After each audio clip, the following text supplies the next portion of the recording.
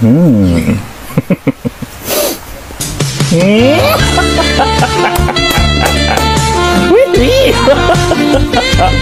Kayo na daw yung next.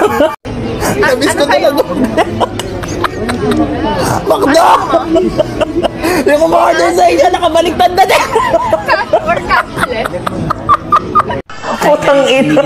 Honest review sa handa na kape. Ngayon, gagawa natin siya ng honest review.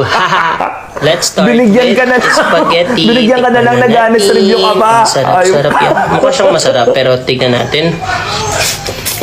Oh.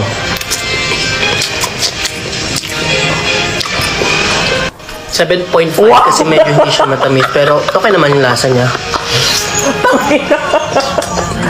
Gusto ko siya medyo matamis. Nag-food review pa ang buta. Next naman yung pansit natin. Oh.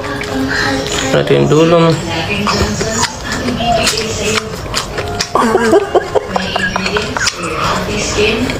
Oh. I love pancit, 9.5, hindi tinipid, madaming atay, mas marami ang atay kaysa sa chicken. Siyempre, di mawawala ang maha na may mais. Sarap. O ilan? 10. Sarap. Ang biko na kapag undas lang ako nakakatikim, matitikman natin sa handaan. Undas lang. 6. Hindi ko gusto.